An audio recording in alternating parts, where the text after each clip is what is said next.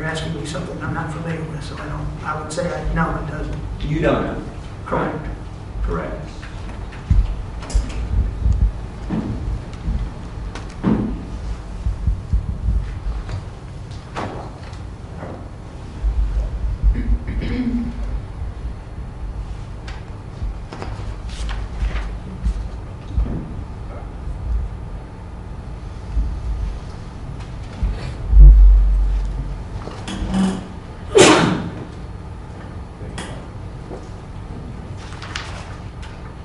Can you turn the folder to Defense Exhibit number 22, is this correct?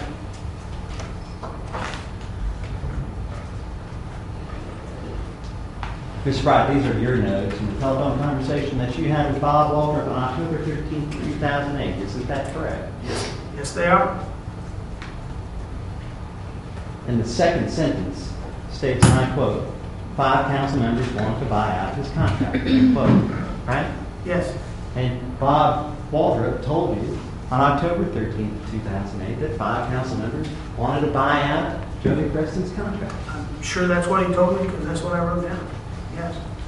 Mr. Waldrop knew that all the way back in October 13th of 2008. Right? Again, I can only tell you what he told me. Down below, it says just cause in quotation marks. You see that? Yes. And it says just cause, arrow, and I quote, nothing concrete yet, end quote. Right? Correct. Mr. Waldrop told you as of October 13th of 2008, your telephone conversation, that there was nothing concrete to support a just cause termination. Right? I'm sure that's what we were talking about, and I'm sure what he told me.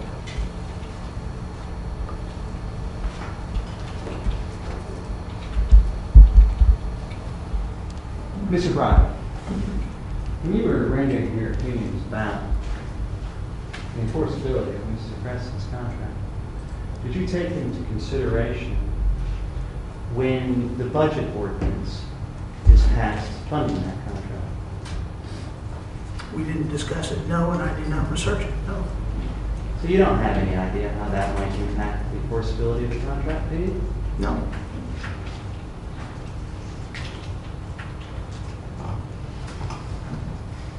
Will you turn to Defense Exhibit 23 for me?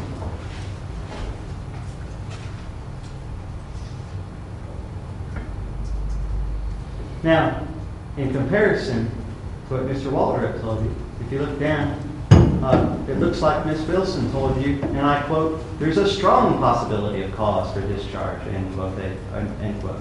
Again, because I wrote it down, that must be what she told me. And you had that conversation with Ms. Wilson on October 13th of 2008. Is that right? Correct. And it was by telephone. I believe so.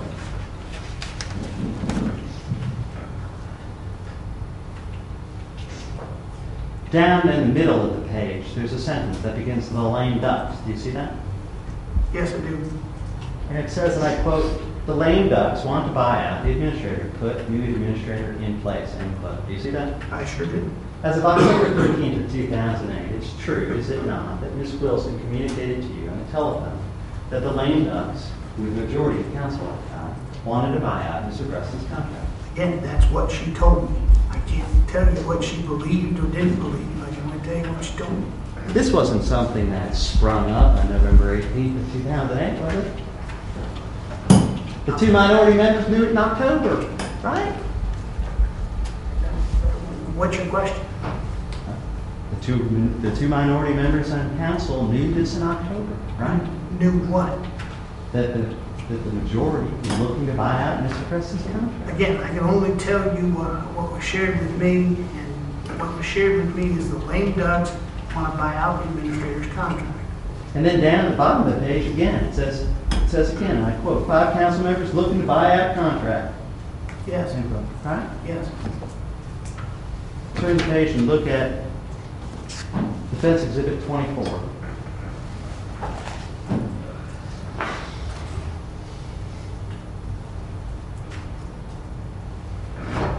Are these the notes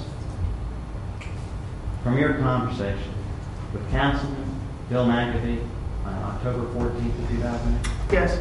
Mr. McAfee, he's on the personnel committee, right? Yes, it was. down the middle of the page, he is indicating to you where the bad blood with Cindy Wilson came from, does it not? All related to Beaver Dam sewer line. That is what he shared with me, yes. And what Mr. McAfee shared with you on October 14th of 2008 was, and I quote, "This is payback for her," end quote. Right? Yes.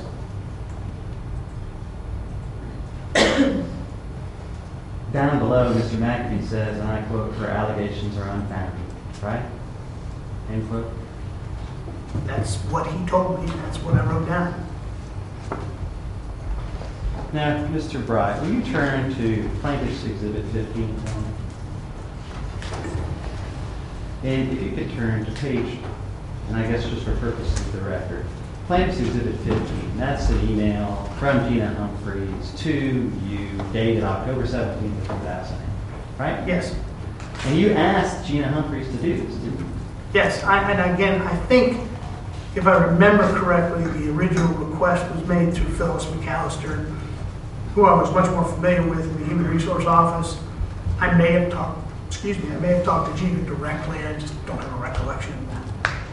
And in fact, your billing records actually reflect conversations that you would have with Ms. Humphreys, do they not? I haven't looked at the billing records, so I don't know. You don't deny that, right? I don't know. Right, which means you don't deny it, right? It means I don't know. Let's turn to page 2.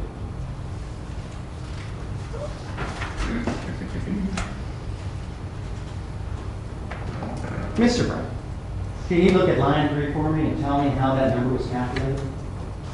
No. Mr. Bright, can you look at line 5 for me and tell me how that number was calculated? No. Can you look at line 6 for me and tell me how that number was looked? No. And how about 7? I don't know how any of these numbers are calculated. You don't know how any of these numbers are calculated, right? That's correct. And you were surprised then when the person who actually calculated the numbers attended the meeting where the settlement negotiations occurred between the parties. Yes.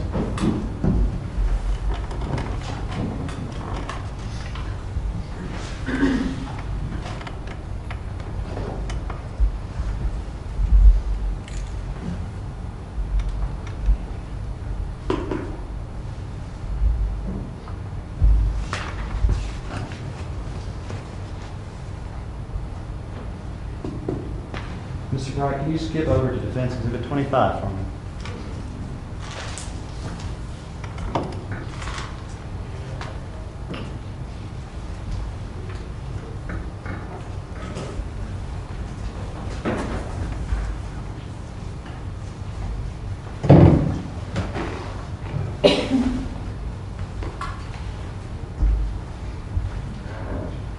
Now, Exhibit 25 has 2 passages in it I'd like to ask you about. Okay. First one is in the first line. It says, and I quote, "At Waldrop campaign event, Arrow made clear they will assign Preston tasks he cannot perform.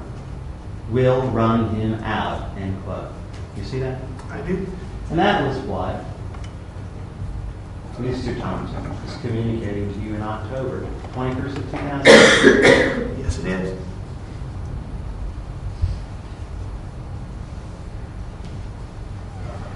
And then down in the next little paragraph, and it says, and I quote, "Original and corrected transcripts, Arrow said, quote, suspension," end quote, in original, end quotation mark. What is your recollection about what that passage was referring to? I remember there being, I can't remember, if it was a subcommittee of the council, and there was a transcript of people who said things during that committee meeting, and I remember that it related to that, but beyond that, I don't remember anything specific. Are you referring to the August 5th subcommittee meeting of Finance Committee? It may be, I don't know. I know I've looked at those minutes at one point in time. And in fact, the minutes that you looked at didn't have a certification of their authenticity on it. I don't remember. they did or not.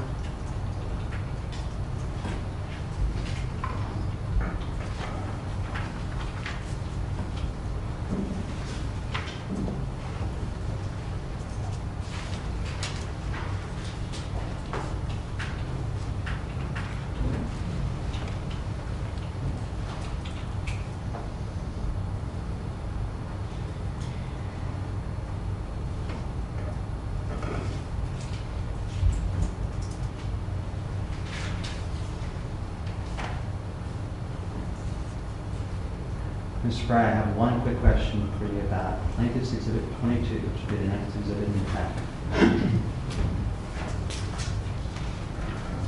And my question for you is this, and if it helps you, perhaps you might like to look back to your timeline that we put on the very first exhibit.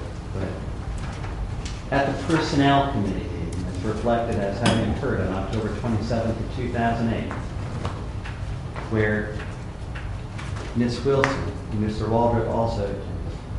Did you communicate to that Personnel Committee the contents of this October 23rd, 2008 settlement offer?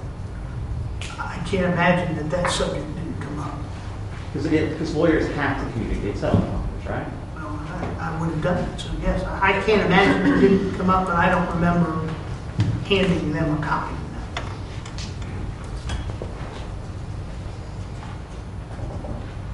Now, that settlement offer is dated October 23rd of 2008, correct? Correct. Now, if you look at the next exhibit, Plaintiff's Exhibit 29,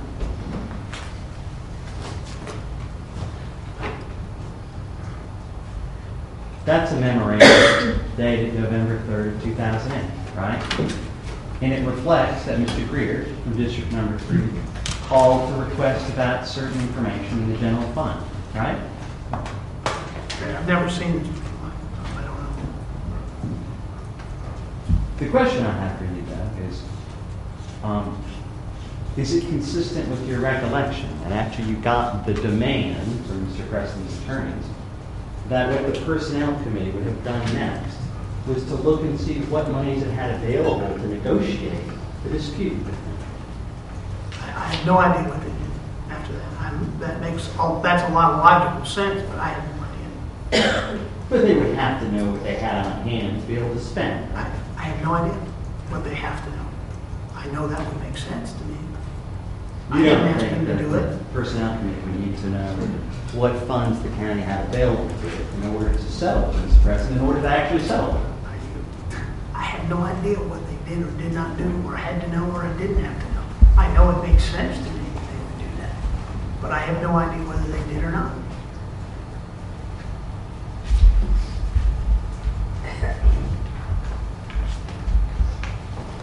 And if you look at Plaintiff's Exhibit 31, and this was the memorandum from Gina Humphreys to Ron Wilson. I've never seen this before. And in it, she specifies an amount, right? Down there in the second paragraph, short answer, I believe the county will have sufficient budgeted funds to cover the amount that's in discussion, right? Again, That's what it says. What it says. I've never seen it. And on November 4th of 2008, the county had the benefit of Mr. Preston's settlement demand, dated October 23rd of 2008, right? Assume so.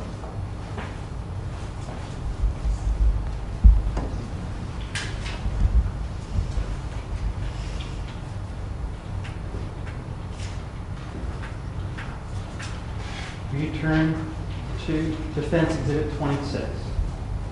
And this, Mr. Wright, I believe, are your notes from the November 4th, 2008 Personnel Committee. That's what it looks like to me. And there's a section that's labeled Ron Wilson. And under that section, it reflects that, and I quote, "This controversy ongoing for several years wants to find the quickest way to get it over with," end quote. Correct. And isn't it true, Ms. Fry, when you were polling the county council members, with save 2, the other 5 uniformly communicated that sentiment to you. This has been going on for years. We need to get this over with. First off, I never did a polling of county council, number 1. Well, Number 2, okay. let me finish my question or my answer. Number 2, there were 3 people that expressed to me that this controversy had been ongoing, or that I recall expressing this feeling. And that is Mr. Wilson, Mr. McAfee, and Mr. Greer. I specifically remember them telling me that this controversy, meaning Joey Preston, had been going for years. And I may have gotten that reaction in some respect from Mr. Waldrop. I don't remember Ms. Wilson. The others I don't have a distinct recollection of. Okay, fair enough. But we looked at some notes from Mr. Sure. Thompson, and Mr. Thompson was telling you the same thing. This has gotten out of control, right? I don't remember what they said from the 30 minutes ago that we looked at it. Now, I don't understand your testimony here today to mean that you're trying to second guess the council members' decisions with respect to such issues, right? My testimony here is to merely answer y'all's questions. I don't have a position. So the answer is that's correct. I don't know if that's the right answer to your question or not. I can only tell you that my position here today is to tell you what happened, not to take a position. I don't have a position. Down below, in Defense Exhibit 26, under Greer, it says, and I quote, "Time for him to go, but make it an equitable solution." End quote. Right? Correct. And then if you turn the page, there's a specific passage in your handwriting. It says, and I quote, "Get Gina, call to get the limits," end quote. Right? Yes. Gina was your numbers girl. Well, it was the person I was referred to get the numbers, yes.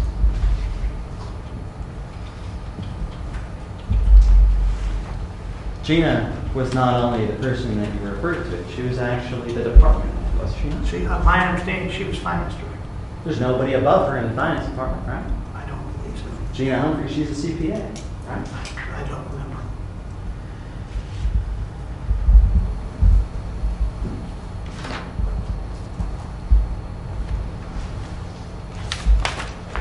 Will you turn the page, Mr. Bright? And again, your notes state, and I quote, "Meeting held, arrow, they would give him something to do that he could not perform, and that he would be fired for insubordination," end quote.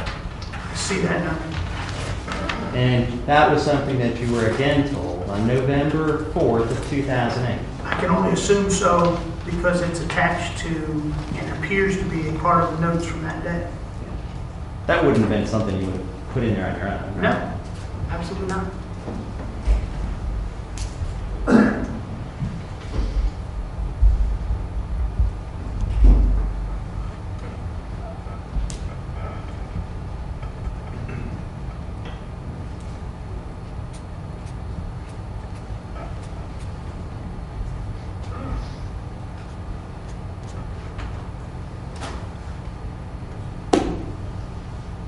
Mr. Broad, if you look at Defense Exhibit 28 for me.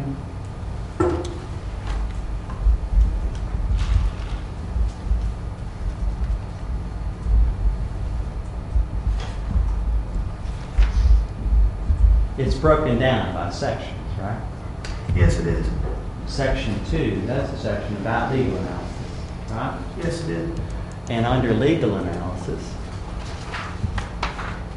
you go through anticipatory breach, and you go through constructive discharge, and you go through no resignation, and then you say what you do going forward to create that situation.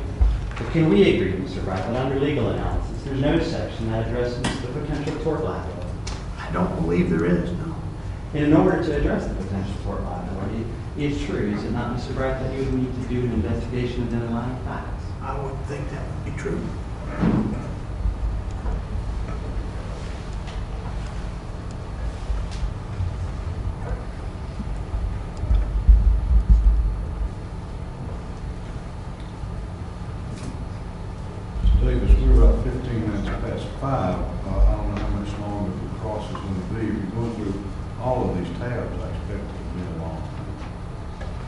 Well, Right. the upside, Your Honor, is, And I'm not trying to cut you off, it's just that, I think one of them is a big, thick one. yeah, so it sounds like to me we'd be better served to come back tomorrow. Your Honor, if I may, Yes, sir. I'm scheduled to leave at 7 o'clock in the morning to go to Tryon, Georgia. And I don't have a choice in the matter. I've got a client training session that begins. Well, this is tomorrow. a non-jury hearing. I'll be glad to suspend this testimony and give you a chance to finish your cross-examination at a later time. I'll make a deal with you, Your Honor. I'll go to 5:30 if you'll finish by 5:30. If you give me until 5:30. But I don't know about these gentlemen on redirect. They've got a right to redirect. Yeah, that's right, I can't make Can't it. speak for them, so, As of right now, I'd like about 2 minutes. 2 minutes, but I'll give you 5:28. Well, that's not because I apologize if that creates a problem. I understand, well, like I say, if we have to come back on another day, I can do that. Well, if it suits you the same, Your Honor, I'll just try to go ahead and get done. I was hoping to, that's the reason I let you go past 5 o'clock, but now that we're getting, and I'm looking at the length of numbers of tabs here, and that was the reason I was thinking this may go on for some time, so let's try to get it wrapped up there.